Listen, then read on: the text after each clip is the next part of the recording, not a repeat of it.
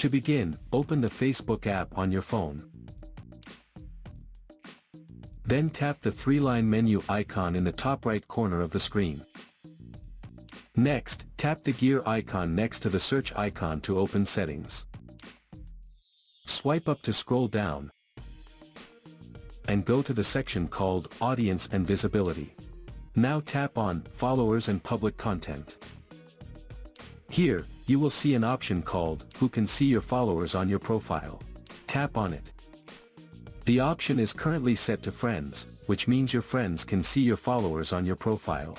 If you select Public, anyone on Facebook will be able to see your followers.